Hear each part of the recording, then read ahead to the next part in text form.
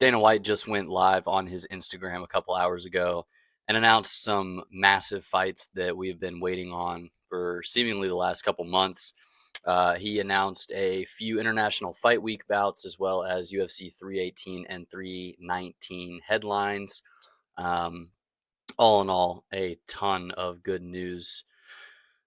But biggest of them all, Islam Makhachev is vacating his lightweight title and moving up to welterweight to challenge the newly minted champion Jack Della Maddalena after his dominant performance over Bilal Muhammad.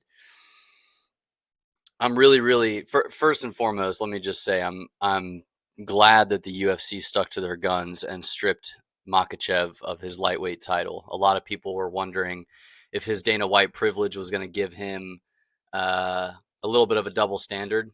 As many of you know, the UFC does not allow you to hold two simultaneous belts. If you want to move up or move down to challenge for the belt, you must vacate your belt. And with Habib and the ties that Makhachev has to Dana, very glad to see that they had a little bit of a backbone and made him strip his belt. So we're getting Islam moving up to welterweight. He didn't give a date on this. JDM took quite a bit of damage in his fight against Bilal Muhammad. I'm assuming we are probably going to get this one towards the end of the year, October maybe, October, November. That would give JDM a good bit of time to heal up and get back in camp and get a proper camp for this absolute nightmare of a challenge that he's going to have. This is about as interesting of matchmaking as it gets. Jack Della Maddalena undefeated, Charles Oliveira or Islam Makhachev seemingly unstoppable.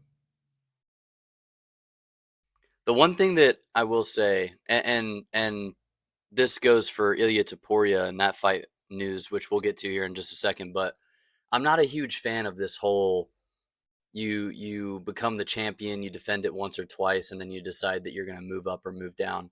I understand if you've been killing yourself trying to make weight. In Topuria's case, I'm sure making 145 was miserable, and 155 is truly where he should fight at. But I don't think it sets a dangerous precedent of letting people just hop around. And you see it all the time. Like Makachev, yes, he's been dominant. No one at lightweight has been able to touch him in years. But he's going to skip the line, right? He's skipping everyone in the welterweight division and he's getting the title shot. Now, I'm not saying that he shouldn't, but there used to be a world where the UFC didn't do this kind of shit. Like if you wanted to go challenge for the welterweight division and you're moving up from 155, you should prove that you can at least beat someone in the top 10 or someone in the top 5 before you get an immediate title match. So I'm not a huge fan of what the UFC's been doing here lately with that. It doesn't it's not right. It's honestly very frustrating.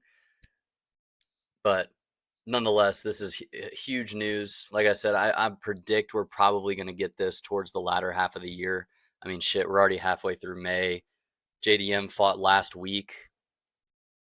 I mean, he's probably taken at least a month off of training, like hard and healing up. So maybe September, October. But this is stylistically a very intriguing match. I'm gonna go with early prediction, just what I'm going with on my gut. This is hours after this fight's been announced. I'm going Makhachev.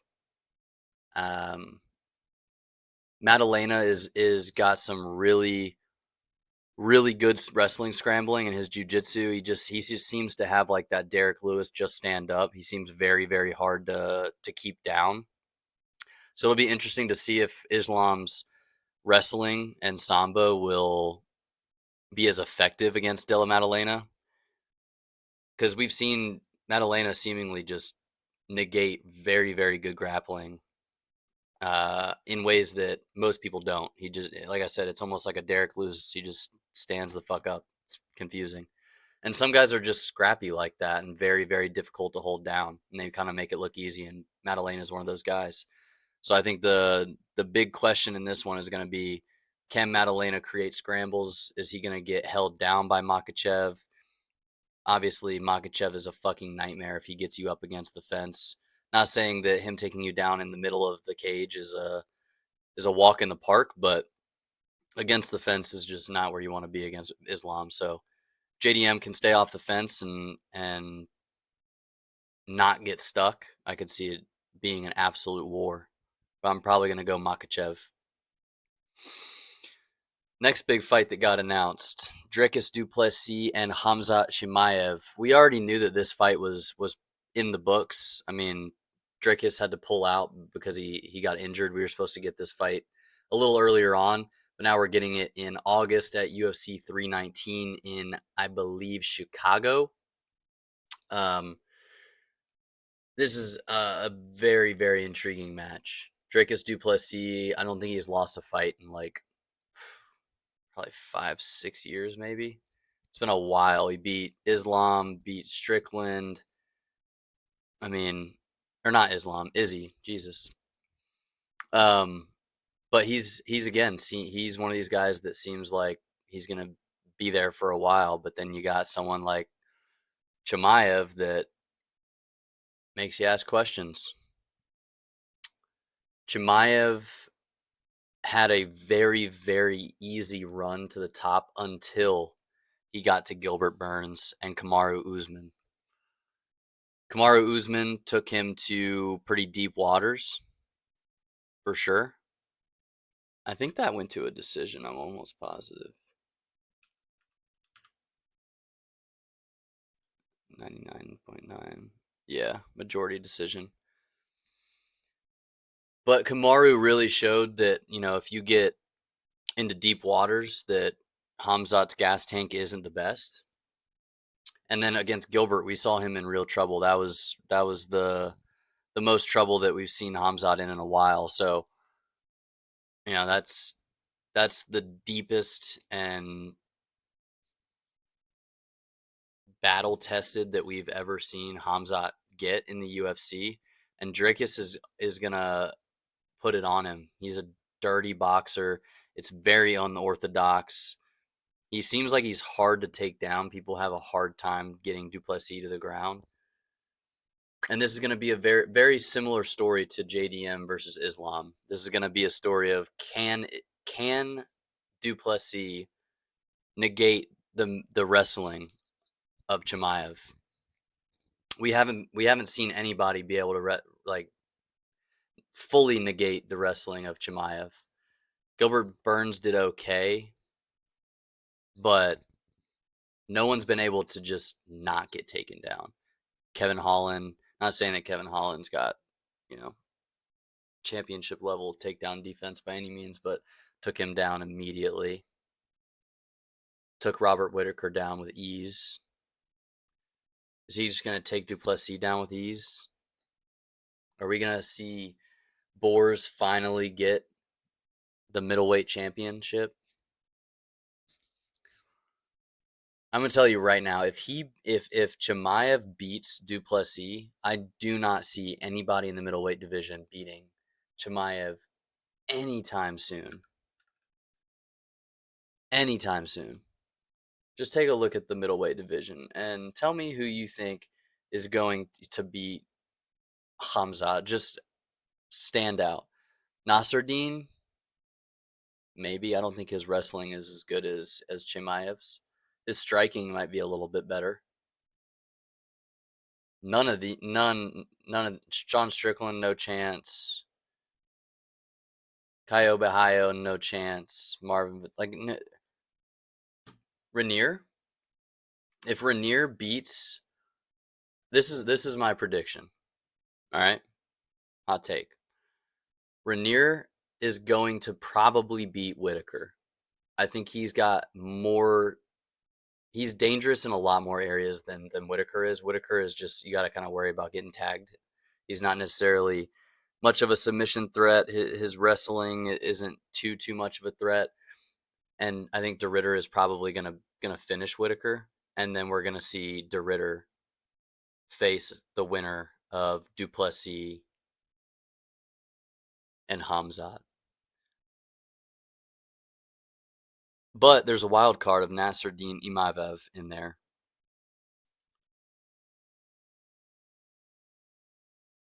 But that's my early prediction. I'm assuming DeRitter is going to get a title shot within his next 1 to 2 fights. If he doesn't get the title shot after Robert Whitaker, he'll fight like a Sean Strickland or a Nasruddin or something like that before. But that's my prediction. We're gonna get a Hamzat versus DeRitter at some point or another.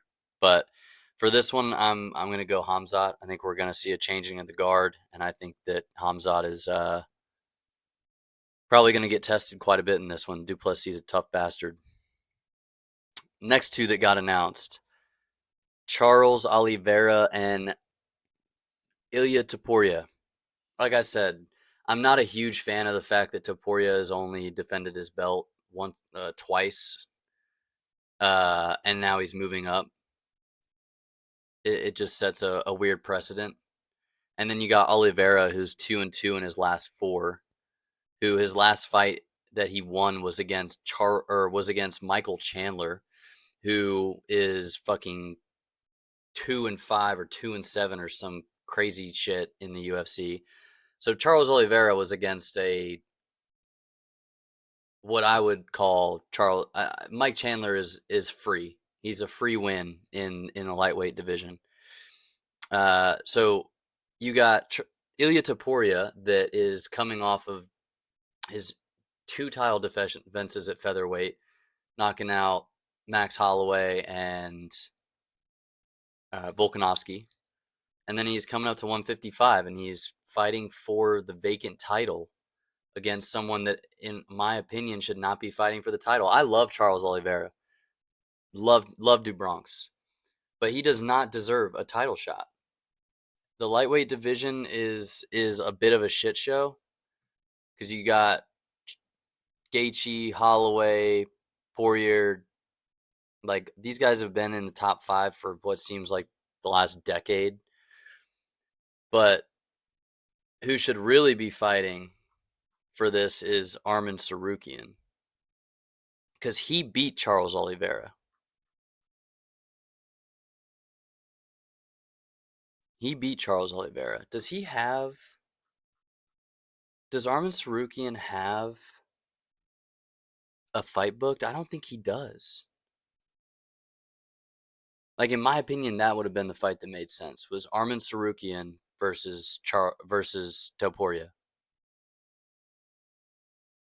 It's weird matchmaking. I think Topuria is going to make easy work of Charles Oliveira. I said this in a couple videos ago. Charles Oliveira has great jiu-jitsu off his back, but people are privy to it now. It worked for a couple years because people weren't used to not being able to let their hands go ground and pound and be in severe danger of getting a triangle snatched up on them until Charles Oliveira hit the scene, right? So people got used to the fact that they have to be cautious when he's on his back. And now that people have figured that out, like, he's a lot more of a one-dimensional fighter. I'll just go ahead and say it. He is. He gets tagged in pretty much every one of his fights. If you get touched by Topuria at 155, you're going to get fucking crumpled. No doubt about it. Like, my early prediction is Topuria by knockout. I think he's going to make probably pretty quick work of it, either round 1 or round 2. But I don't think that Charles Oliveira has enough of an advantage jiu-jitsu wise to get a submission over Topuria. I just don't. So, early prediction, I see Topuria knocking him out. So that's going to be on UFC 317, and then the co-main event on UFC 317 is Pantoja versus Kai Kara France. This is a super fun fight. I'm very excited for this. Kai Kara France was he had a great run to the title in his first run, and then came up short against Brandon Moreno. Ate a nasty shot to the body, and it just crumpled him.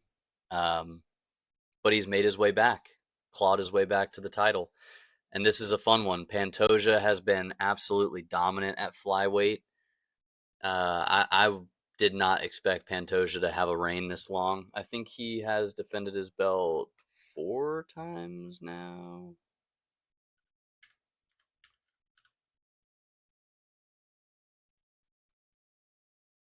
4 times. And he's made it look easy every single time. I think he's on like a 10 fight win streak. 7 fight win streak. It's impressive, man. So yeah, he is just confident, super confident. And he's looked great his last few fights. I think Kai France has very crisp boxing. I don't know if it's going to be better than Pantoja's. Pantoja has that like high, just walk you down, real crisp, kind of hard to hit, head off the center line. And Kai France has a little bit more lateral movement. He's a little more springy. Whereas Pantoja just kind of walks you down, almost like Alex Pereira does. Just fucking walks you down, swats your jabs, parries. Just kind of constant pressure, whereas Kai France moves around a little bit more. So great co-main and co-main and main event for your international fight week. Definitely just a great card overall. This is the bout list as of today. They're gonna announce new fights in the coming weeks, but Tracy Cortez is coming back. Viviane Araujo, Jack Hermanson, and Gregory Rodriguez. That's a fun fight. RoboCop is, I believe, on a 2-fight skid. And Jack Hermanson is got himself back in the win column. His last few fights has been looking pretty good. Then you got Raw Dog Royval versus Manel Cape. This is going to be a super fun fight. Manel Cape fought not long ago and looked really, really good. And then Brandon Royval, again, he had a great run to the title, fell short, had that injury, dislocated his shoulder, I think.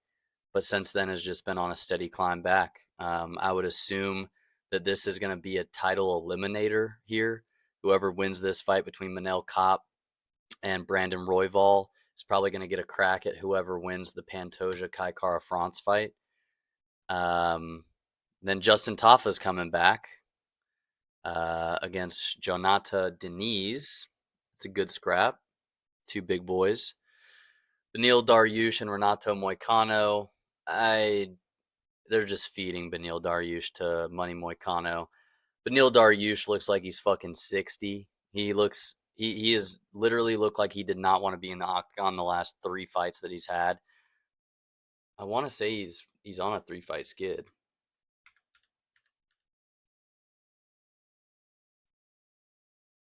Two-fight skid.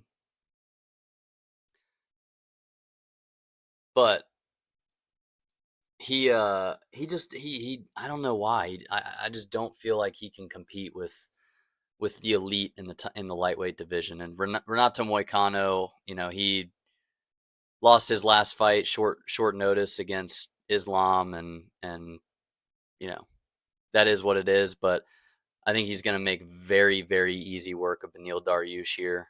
And then we got Paulo Costa and Roman Koplayov. That's a good scrap. I could see this being a little bit of a boring scrap, though. We've seen it a few times where Costa gets a little hesitant and doesn't ever get going. And then Roman has put on a couple snoozers himself. So I'm really hoping that this one is a firefight and not a snoozer, but I wouldn't be surprised if we ended up getting something that we didn't bargain for. And then obviously the co-main and main that we just went over. And then the last kind of big fight that they announced was the Bullet versus Marc-Andre Barriet. Marc-Andre is fresh off of his absolutely brutal KO of what's his name? The Brazilian brother. Bruno Silva. I don't know why I couldn't think of his name.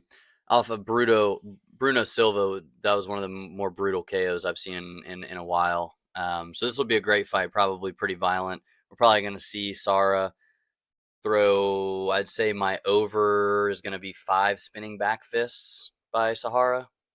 Lock it in. We're going to go over 5 spinning back fists here.